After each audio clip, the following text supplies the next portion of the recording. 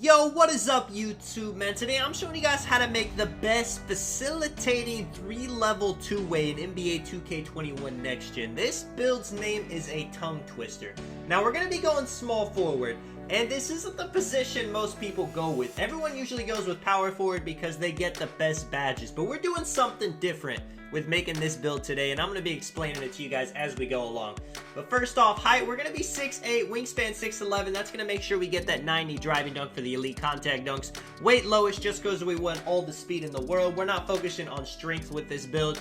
Now, once you get the driving dunk to a 90, driving layup to an 80, we're going to come back to the finishing category so we can get more badges. You're going to want your three-pointer, your mid-range up, and you want your free throw upgraded, at least to get you, a nice 17, 18 badges. You can kind of decide where you want, even higher if you want to.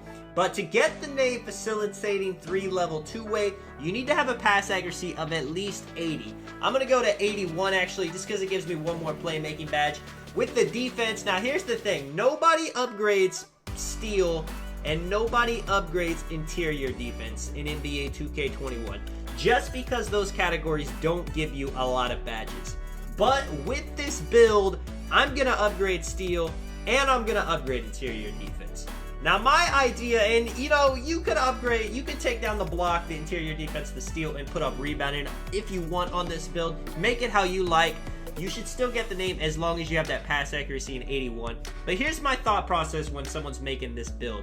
I would say this would be a great off-ball, kind of lock, kind of sharp build, you see. And right here, what I was talking about with the finishing, we could use all of this to get 9 finishing badges if you want close shot. That's going to help with, teardrops, post hooks, standing layups. But if you don't feel like that is your play style, if you don't think you're going to do a lot of that, you could actually upgrade your standing dunk, put in some post control. That's going to give you the 10 finishing badges. And like I said, that's going to let you save attributes so you can actually upgrade your interior defense, your playmaking if you want it, your rebounding, whatever fits your play style.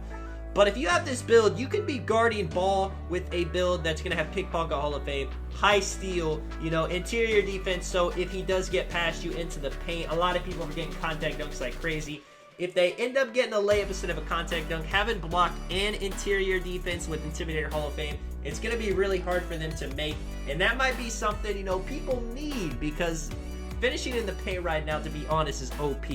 Now, 10, 18, 13, and 11. This is definitely not the most badged out player in the game, but if it sounds like, if this sounds like a play style that you want to do, maybe play off ball. You will get 80 ball control at 97 overall, so you will be able to do your thing dribbling with this build. You can run it as a guard, as the twos, but this build's probably potential is playing on the threes court, playing rec, playing as a lock, playing as a spot up shooter. You have steal, you can go at the point guard, you can get him cold, you got interior defense, so if someone does get into the paint, it's not just going to be easy layups.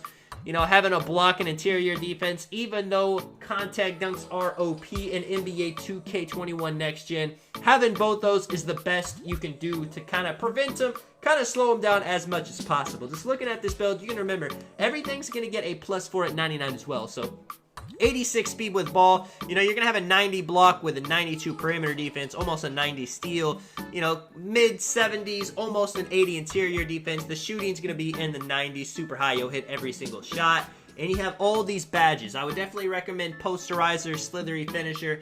And with the last 2 badges in the finishing, any of these really works. If you do Euros and stuff, you can do Acrobat, Teardropper, like I said. If you want close shot, if you upgrade that, you could do that. But I would say go Heat Seeker. It's going to help your takeover. And, the quicker you can get takeover, the better. Especially if you go with the lock takeover.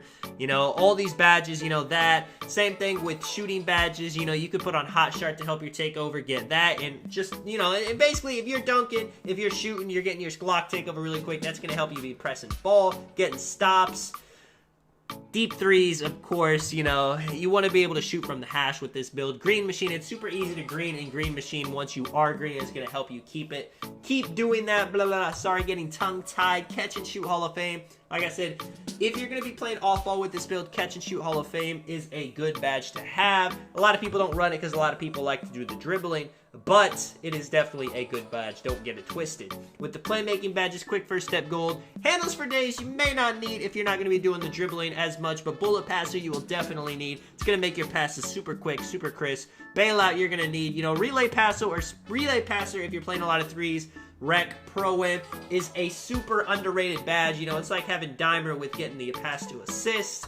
Defensive badges, clamps, gold, Intimidator gold, and here's the thing. Most builds are not getting Pickpocket or Interceptor because they're not upgrading still. This build will get that Pickpocket Hall of Fame.